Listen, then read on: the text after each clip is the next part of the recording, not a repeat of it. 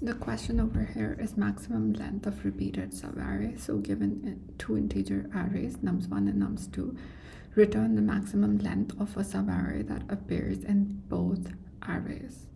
So it's a typical 2D problem. You start by getting the length of nums1 and nums2, and then you assign 0, a dp grid of zeros according to the m and n length that you achieve from the calculation above. Then you assign a variable answer to be 0, because you have to achieve the maximum length.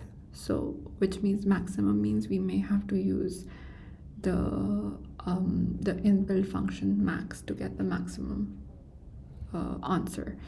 Then you iterate. So you're going to fill the dp table. At this point, the dp table is filled with zeros. So for I in range 1, n plus 1, for j in range 1, n plus 1, because the 0th column and row has already been filled. Now, if it's a match over here, if it's a match, then what do? Then we take the diagonal value. This is the diagonal value, so this is very same as other dp solutions questions that we have solved. And then you add 1, because this is the cost of it. And after every match, you update your answer. So answer is the max, as I said, because it's maximum length. So we will have to use the function max of the answer itself that you have stored, or this dp of ij, so this new value that you have calculated. At the end, you just return answer. Now this is the 2D version, the space optimized version of this I have done over here. So you start again by getting m and length of nums2. In the space optimized version, you only use one row.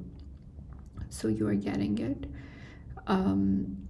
by multiplying zeros by m. In this case, according to the question, it's just the same length, and m and n, and nums1 and nums2 have the same length, so you can just use n as well, depends.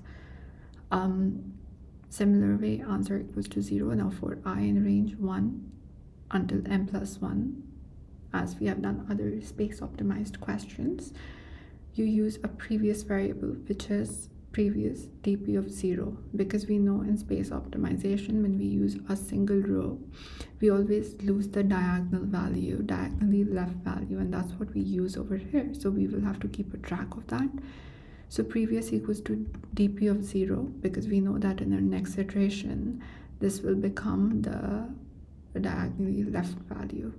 For j, 1, n plus 1. Then we have a temporary value, which is dp of j. So technically, this is our dp of I minus 1j, as we are going to store it. If nums1, I minus 1, if it's a match, then dp of j equals to previous plus 1, because we know that we are storing the diagonally left value, and that's what we used over here as well, diagonally left value. Answer is the max of answer itself, or the dp of j. dp of j is what we calculated over here. So this dp of j is not what we stored over here. This was different. This dp of j is what we calculated over here, because the calculation is done. So the updated value, else dp of j equals to 0. So this is very important over here. Without this else loop, your question will be wrong. And the reason for this is that, for example, if you have two arrays, nums1 and nums2, so 1 2 3 4, 1 1 is a match, so your dp value will be 1. 2 2 is a match, your dp value will be 2. 3 and 4 is not a match, so your dp value, you want it to be 0, and that's why you have to explicitly assign it to be 0. If you don't do this, if you omit this part, then your dp of j will carry the value 2, because this is not a 2D array. In a 2D array, we didn't need to do this. We could, but we didn't need, because it's already assigned with zeros. Over here, we have done it, right? So whenever we do this if loop, then it's overwritten on top of those zeros. But over here in the 1D array, we are overwriting for every iteration. We are overwriting that single array. We are going through it again and again. So yes, to begin with, it is assigned with zeros, but then we overwrite it. So we need to make sure that we're also keeping a track that when our contiguous array stops.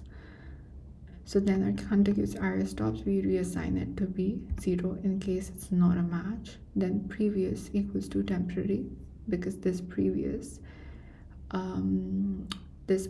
was our diagonally left value. Now as we move through the iteration, we have to assign this temporary value to be the previous value.